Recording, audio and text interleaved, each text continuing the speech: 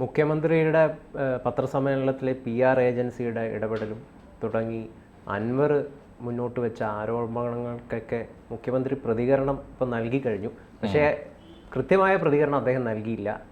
ചിരിച്ചും ഉരുണ്ട് കളിച്ചുമൊക്കെ ഒരു മുഖ്യമന്ത്രിയാണ് നമ്മൾ ഇപ്പം നടത്തിയ ഈ പത്രസമ്മേളനത്തിൽ കണ്ടത്.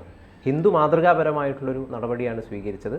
അന്വേഷണത്തിന് തയ്യാറല്ലാന്നും അതിലൂടെ അദ്ദേഹം സൂചിപ്പിച്ചിട്ടുണ്ട്. അന്വേഷണം വേണ്ടേ എന്ന് ചോദിച്ചപ്പം ഒരു പ്രതികരണവും ഉണ്ടായില്ല. മുഖ്യമന്ത്രിയുടെ ഇന്നത്തെ പത്രസമ്മേളനം സത്യത്തിൽ പിണറായി വിജയൻ്റെ അഭ്യാസവും അദ്ദേഹത്തിൻ്റെ പ്രകൃതവും തമ്മിലുള്ള വലിയ വൈരുദ്ധ്യം വെളിപ്പെടുത്തി. അദ്ദേഹം നന്നായിട്ട് ചിരിക്കാൻ പഠിച്ചിരിക്കുന്നു. അദ്ദേഹത്തിന് അതുപോലും ഇപ്പോഴും ശീലമായിട്ടില്ല. അതായത് പിണറായി വിജയൻ അറിഞ്ഞുകൂടാത്തൊരു പണിയാണ് ചിരിക്കുക എന്നുള്ളത്. അതായത് ചിരിക്കുന്നത് ഒരിക്കലും ഉള്ളുകൊണ്ടല്ല, ഉള്ളുകൊണ്ട് ചിരിക്കുക എന്നുള്ളതാണ് ചിരി. അതേ സമയത്ത് ഈ പല്ല് കാട്ടി ഇളിക്കാൻ എല്ലാവർക്കും പറ്റും. അപ്പോൾ വളരെ കൃത്രിമമായി ചിരി അറിയാത്ത ഒരാൾ, അല്ലെങ്കിൽ മനസ്സിൽ തട്ടി ചിരിക്കാനോ മനസ്സിൽ തട്ടി കരയാനോ അറിയാത്ത ഒരാൾ കൃത്രിമമായി ചിരിക്കുമ്പോൾ ഉണ്ടാകുന്ന അപകടങ്ങൾ എന്തുമാത്രം അസഖ്യമായിരുന്നു എന്ന് ആലോചിച്ച് നോക്കൂ. എന്തുമാത്രം ബോറായിരുന്നു എന്ന് ഞാൻ പറയുന്നത് അതായിരിക്കും എൻ്റെ ശരിയായ വാക്ക്. മലയാള വാക്ക് കൃത്യമായിട്ട് ഇല്ലാത്തതുകൊണ്ടാണ്.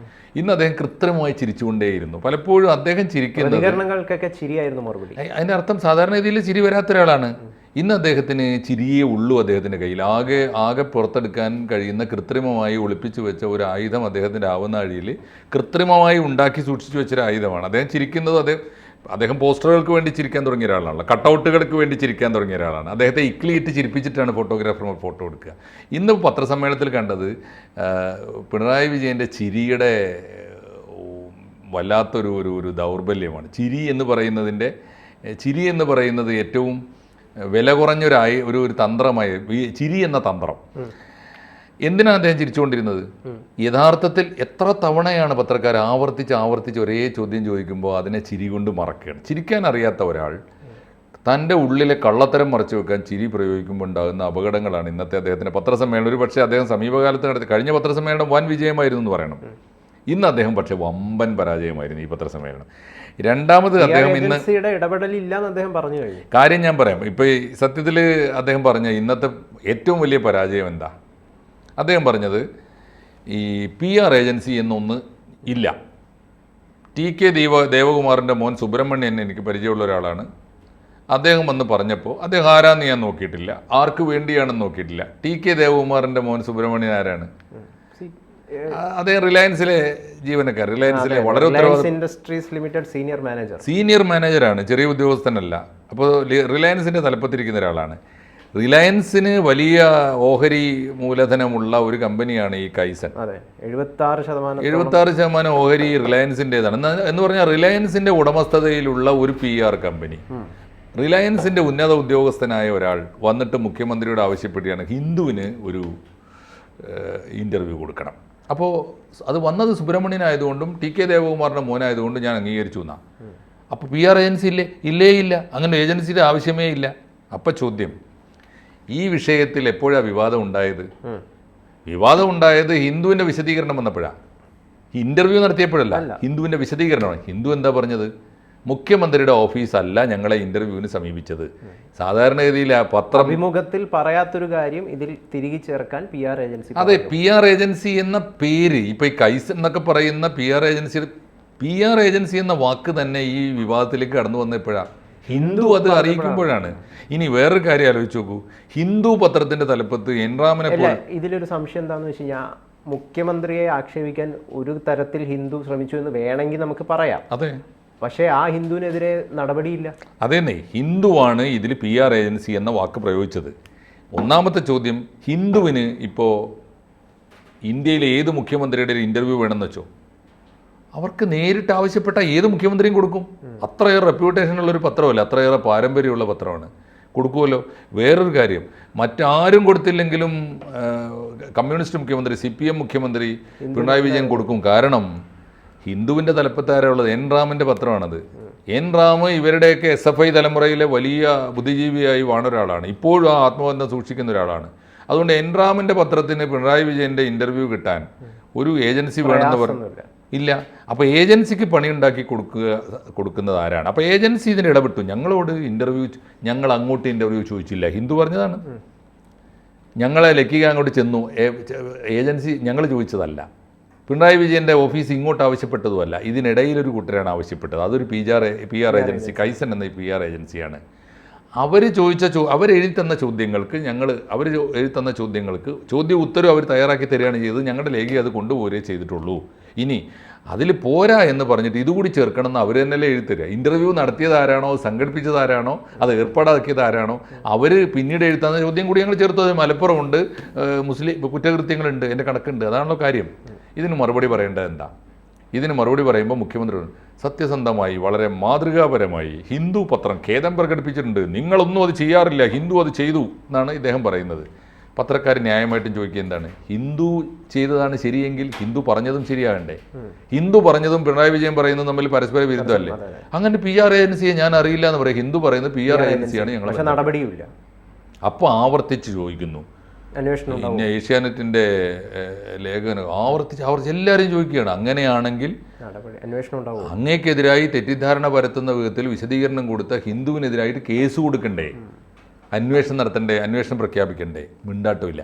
ഇദ്ദേഹം കാണിച്ച ഏറ്റവും അങ്ങേയറ്റത്തെ അമാന്യമായ, ഒട്ടും മാന്യമല്ലാത്തൊരു തന്ത്രം ഈ പത്രസമ്മേളനത്തിൽ ഗൗതം ശ്രദ്ധിച്ചോ എന്നറിയില്ല. എന്താണെന്നറിയാം, പത്രസമ്മേളനത്തിൽ അദ്ദേഹം നോട്ടമിട്ട് വെച്ചിരിക്കുകയാണ്. കുറേ കാലമായിട്ട് പരിചയം ഉണ്ടാവുമല്ലോ, ഏതൊക്കെ റിപ്പോർട്ടർമാർ, ഏതൊക്കെ മീഡിയയുടെ ആളുകളാണ്, ഒന്നുകിൽ അവരുടെ മുമ്പിൽ മൈക്ക് ഉണ്ടാവും, ഇല്ലെങ്കിൽ മുഖപരിചയം ഉണ്ടാവുമല്ലോ, അവനെ അവഗണിച്ച് കളയാം. ആ മാധ്യമത്തിന് മറുപടിയില്ല. എനിക്ക് തോന്നിയാൽ സങ്കടം തോന്നും. ഏഷ്യാനെറ്റ് റിപ്പോർട്ടർ ഇങ്ങനെ ആവർത്തിച്ച് അങ്കുപൊട്ടി കാണുന്നില്ല, അവസാനം വരെ ചോദിച്ചുകൊണ്ടേയിരുന്നു CMA കേസ് കൊടുക്കുക. നിങ്ങൾ മാത്രം എന്തിനാണ്? അല്ല, അത് അവസാനം ഞാൻ പറയുന്നത് അതുവരെ മിണ്ടിയില്ല. ഒന്നുകിൽ ഈ പല്ല് കാട്ടി ചിരിച്ച് കൃത്രിമമായ ചിരിച്ചിട്ട് അവഗണിക്കുക, അല്ലെങ്കിൽ അതങ്ങോട്ട് തിരിഞ്ഞു നോക്കൂല, അവൻ്റെ മുഖത്തേ നോക്കൂല, അവൻ്റെ മുഖത്തിന് അപ്പുറത്ത് ആരെങ്കിലും ഇരിക്കുന്നുണ്ടെങ്കിൽ അതിലേക്ക് നോക്കുക. അതായത് ഇഷ്ടമില്ലാത്തവരെ അവഗണിക്കുക എന്ന് പറയുന്ന ഒരു ജനനേതാവിന് ഒരിക്കലും ചേരാത്ത ഒരു, പ്രത്യേകിച്ച് മീഡിയ പ്രവർത്തകരെ അഭിമുഖീകരിക്കുന്ന ഒരു നേതാവിന് ഒരിക്കലും ചേരാത്ത നയമാണ് മുഖ്യമന്ത്രി എടുത്ത രണ്ടാമത്തെ കാര്യം. മൂന്നാമത്തെ കാര്യം, ഇതിലേറ്റവും സങ്കടകരമായ ഒരു കാര്യം ആലോചിച്ചു. അവസാനം മറുപടി പറഞ്ഞു, എന്താ ഒരാൾ മാത്രം ഇങ്ങനെ ചോദിക്കാൻ നിങ്ങളാരും ചോദിക്കുന്നില്ലല്ലോ. അതെന്താണെന്നറിയോ? ഡിവൈഡ് ആൻഡ് റൂളാണ്. മീഡിയ പ്രവർത്തകരെ ഭിന്നിപ്പിക്കുക. നിങ്ങളൊക്കെ ശുദ്ധന്മാർ, നിങ്ങളൊക്കെ നല്ലവർ, നിങ്ങളൊക്കെ കേമന്മാർ, അവൻ മാത്രം ചോദിക്കുന്ന ചോദ്യങ്ങൾക്ക് ഞാൻ മറുപടി പറയുന്നില്ല. അപ്പോൾ എന്താ അദ്ദേഹം ഉദ്ദേശിക്കുന്നത്? മറ്റു മാധ്യമങ്ങളൊക്കെ ഇദ്ദേഹത്തെ വാഴ്ത്തിക്കോളും, ഏഷ്യാനെറ്റ് മാത്രം അവരെ അവഗണിക്കുന്നുവെന്ന പ്രകോപിതരായി അവർ മാത്രം ഒറ്റപ്പെട്ടോളും. അത് വേറൊരു തന്ത്രമാണ്. അങ്ങനെയല്ലല്ലോ ചെയ്യേണ്ടത്. ആരാണോ ഒരു ജനനേതാവിനെ രൂക്ഷമായി വിമർശിക്കുന്നത്, അയാൾക്കല്ലേ ആദ്യം ചെവി കൊടുക്കേണ്ടത്, അയാൾക്കല്ലേ ആദ്യം മറുപടി പറയേണ്ടത്. ഏഷ്യാനെറ്റിനോട് ഇന്ന് കാണിച്ച കണി അവസാനം പറയുകയാണ്, നിങ്ങളൊക്കെ ഒന്ന് ആലോചിച്ച് നോക്കൂ. ഈ ഡിവൈഡ് ഇത് പിണറായി വിജയൻ എന്ന നേതാവിൻ്റെ ഏറ്റവും വില കുറഞ്ഞ തന്ത്രങ്ങൾ മുഴുവൻ ഇന്ന് പുറത്തെടുത്തു അദ്ദേഹം, ഈ പറഞ്ഞ കാര്യങ്ങളൊക്കെ. പക്ഷേ ഇതിൽ ഒരു സംശയം ഉയർന്നത് എന്താണെന്ന് വെച്ച് കഴിഞ്ഞാൽ, നമ്മൾ CPM-നെതിരെ മാത്രം, അല്ലെങ്കിൽ അവർ മാത്രമാണോ ഈ PR ഏജൻസികളെ ഉപയോഗിക്കുന്നത്? ഒരു സ്വാഭാവിക രീതി എന്ന നിലയിൽ ഇപ്പോൾ എല്ലാ രാഷ്ട്രീയ പാർട്ടികൾക്കും ഒരു PR ഏജൻസി ഉണ്ടെന്ന് പറയുന്നുണ്ട്. ഇപ്പം കോൺഗ്രസ് പ്രവർത്തക സമിതി അംഗമായിട്ടുള്ള രമേശ് ചെന്നിത്തല ഒരു ആരോപണം ഉന്നയിച്ചിട്ടുണ്ട്. മഹാരാഷ്ട്ര തെരഞ്ഞെടുപ്പിൽ BJP-ക്ക് വേണ്ടി കർട്ടൻ വലിക്കുന്ന ഒരു ഏജൻസിയാണ് ഈ കൈസൺ എന്ന് പറയുന്ന ഏജൻസി. ആ ഏജൻസിയാണ് ഇപ്പോൾ ആണ് ഗൗതമേ. അത് പറഞ്ഞൂടെ നേരെ ചൊവ്വേ? ആധുനിക കാലത്ത് എല്ലാം ഇവന്റ് മാനേജ്മെന്റ് അല്ലേ, സമ്മേളനങ്ങളൊക്കെ ആരാണ് നടത്തുന്നത്? എന്തിനു ഭയക്കണ്ട? ഒരു കാര്യമില്ല. പുതിയ കാലത്ത് ഇങ്ങനെയൊക്കെയാണ് ഇതിൻ്റെ രീതി. ഞങ്ങളെ ഓഫീസിലുള്ളവർക്ക് ഇതെല്ലാം ചെയ്യുന്നതിനേക്കാൾ നല്ലത് ഔട്ട്സോഴ്സ് ചെയ്യണം. ഏതെങ്കിലും ഏജൻസിയെ ഞങ്ങളുമായിട്ട് മുഖ്യമന്ത്രിയുടെ പത്രസമ്മേളനം, പ്രത്യേകിച്ച് മലയാള മാധ്യമങ്ങളോട് പറയാൻ മുഖ്യമന്ത്രിക്ക് സ്വന്തം ഓഫീസിൽ പത്രസമ്മേളനം നടത്തിയാൽ മതി.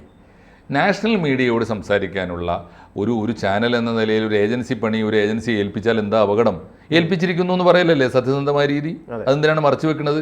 അത് മഹാരാഷ്ട്രയിൽ മാത്രമല്ല, കൈസനെ കുറിച്ച് വന്ന ആദ്യത്തെ വാർത്തകളിൽ പ്രധാനപ്പെട്ട ഒന്ന്, കൈസൻ പ്രധാനമന്ത്രി മോദിക്ക് വേണ്ടിയും ഏജൻസി പണി ചെയ്യുന്നുണ്ട് എന്നാണ്. എൻ്റെ കയ്യിൽ തെളിവൊന്നുമില്ല, പക്ഷേ വാർത്തകൾ ഞാൻ കണ്ടിരുന്നു.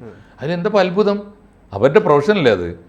ഒരു മുഖ്യമന്ത്രി ആവശ്യപ്പെടുന്ന ആരാവട്ടെ, ഒരു രാഷ്ട്രീയ നേതാവ് അല്ലെങ്കിൽ ഒരു ഭരണാധികാരി ആവശ്യപ്പെടുന്ന വിധം ഏതൊരു നാഷണൽ ഏജൻസിയുമായി, നാഷണൽ മീഡിയയുമായും അവരെ ബന്ധിപ്പിച്ച് ഇൻ്റർവ്യൂ ആണെങ്കിൽ അങ്ങനെ, ന്യൂസ് സ്റ്റോറീസ് ആണെങ്കിൽ അങ്ങനെ, ഫീച്ചേഴ്സ് ആണെങ്കിൽ അങ്ങനെ, പരസ്യങ്ങൾ അതൊക്കെ കൊടുക്കാൻ ഉള്ള ഏജൻസികളല്ലേ. അവർ അന്തസ്സായി പണിയെടുക്കുന്ന ഒരു ഏജൻസിയല്ലേ. അവരെന്താ കുറ്റവാളികളാണോ?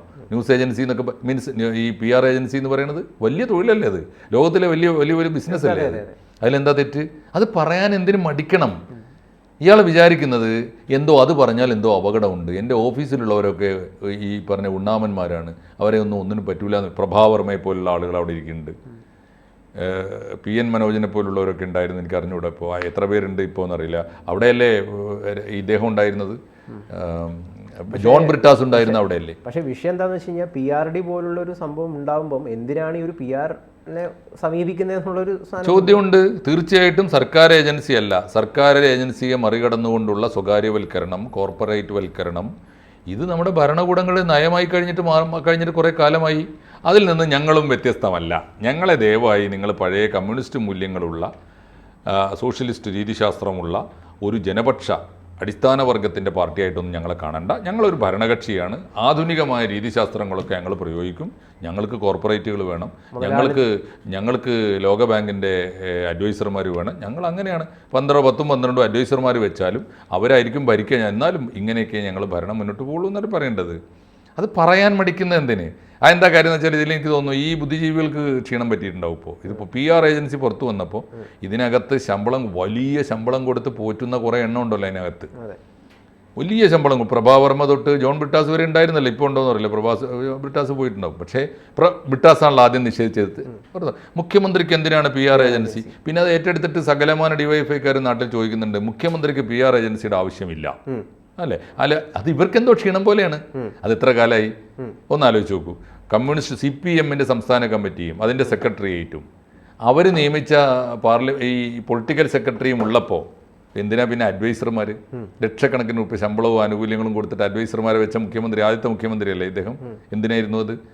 അപ്പോൾ അതൊക്കെ ആവശ്യമുണ്ട് ഈ മുഖ്യമന്ത്രിക്ക് എന്നതിൻ്റെ അർത്ഥം. അതിന് പ്രത്യേകിച്ച് ചോദിക്കേണ്ട കാര്യമൊന്നുമില്ല. അപ്പോൾ അതിന് പകരം അത് സത്യസന്ധമായി ജനങ്ങളോട് പറയുന്നതാണ് ഏറ്റവും ശരിയായ മാർഗം. അത് പറയാൻ ഇനിയും വൈകും തോറും പിണറായി വിജയൻ കൂടുതൽ നാണം കെടുകയുള്ളൂ എന്നാണ് എനിക്ക് തോന്നുന്നത്.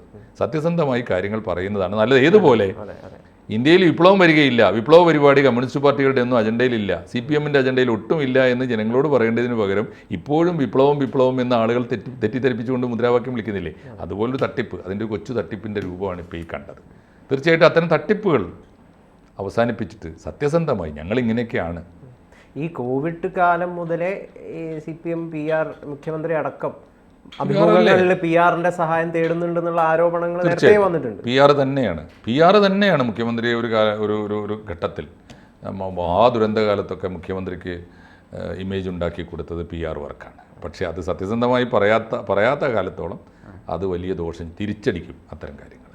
ഓക്കെ, കൂടുതൽ വാർത്തകളും വിശേഷങ്ങളും നിങ്ങളിലേക്ക് എത്താൻ ABC മലയാളം സബ്സ്ക്രൈബ് ചെയ്യുക, ബെൽ ബട്ടണും അമർത്തുക.